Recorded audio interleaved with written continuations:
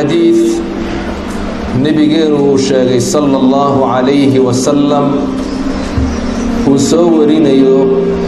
saxaabigii jaliilka ahaa abu hurayra radia allahu canh nebigu waxa uu yidhi almar'u calaa diini khaliilih falyandur axadukum man yukhaalil qofku wuxuu haystaa diinta uu saaxiibkii u haysto sidaa awgeed ha iska eego qofkuu la saaxiibayo ayuu yidhi nebigu calayhi salaatu wasalaam xadiidkan waxaa soo saaray imaam axmed fi lmusnad abu daawuud baa soo saaray fi sunan tirmidi jaamicu ku soo saaray bayhaqina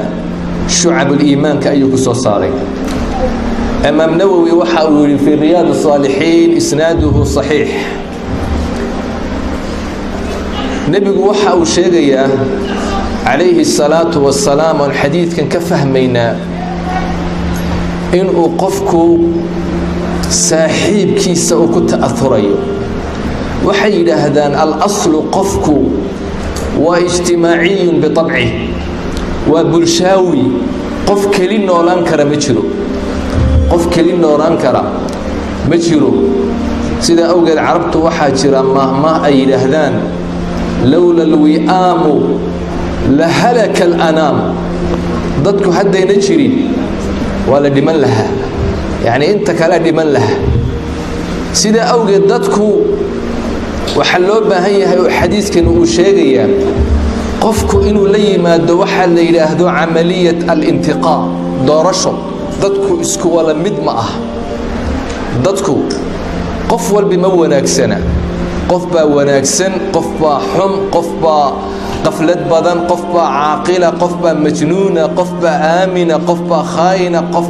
dadku way kala duwan yihiin dadku si quraata ilaahay uma abuurin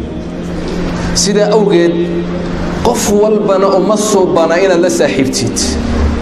waxaa loo baahan yahay inaad samaysid waxaa la yidhaahdo camaliyat alintiqaa inaad dooratid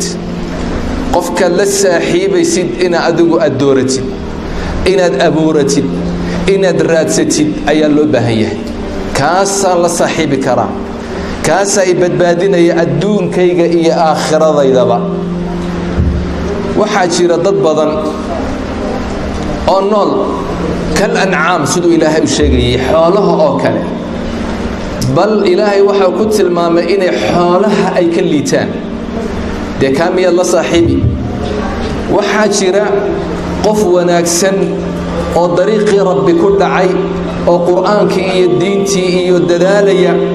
laakiin qof xun baa jira oo waddada saxda ah ka leexinaya sidaa awgeed waxaa loo baahan yahay inaad iska eegtid saaxiibka haddii kale wuxuu kugu muquurin macaasida wuxuu ku bari sigaarka wuxuu ku bari jaadka wuxuu ku bari gaayaha wuxuu ku bari mukhadiraadka xumaanta ayuu ku bari waxay yidhaahdaan asaaxibu saaxibun asaaxibu saaxiibku saaxibun waa kii jiita saaxiibkii ama wuxuu u jiidanayaa dhinacaa iyo jannada ama dhinacaa iyo naarta ayuu u jiidanayaa sidaa awgeed waxa uu leeyahay imaamu alkhataabi almar'u calaa diini khaliilihi isaga oo micnaynaya xadiiskaas waxa uu leeyahay qofka aad saaxiib ka dhiganaysid waa inuu noqdaa qof aad raali ka tahay diintiisa iyo ammaanadiisa haddii kale diintaada ayuu kaa saari madhabkiisa iyo xumaantiisa oo dhan ayuu ku saari fircawn waxaa saaxiib la ahaa haamaan oo dariiqa ka sii saaray xajaaj ibnu yuusuf athaqafi waxaa saaxiib la ahaa yaziid ibni abi muslim ninkii la ohan jiray oo ka darnaa isaga oo dariiqa ka saaray sidaa awgeed kelmadda nebigu uu isticmaalay calayhi الsalaatu wasalaam almar'u calaa diini khaliilihi kelmadda alkhaliil waxay idhaahdaan alkhulla ama alkhalla ma'khuud min takhallul almawaddati fi اlqalb maaddadii jacaylkii ayaa ku dhalaalaya qalbiga qofka aad jeclaatay jacaylkii aad u haysay ayaa qalbigaaga degaya wuu ku dhalaalay takhallul khal oo kale noqday wuu ku baahayaa qofkiibaa qalbigaagii haysta qofka qalbigaaga qabsaday waxaa loo baahan yahay inuu noqdo qof ilaahay kugu xidha oo diinta kugu xidha inuu noqdo waxay yidhaahdaan kelmadda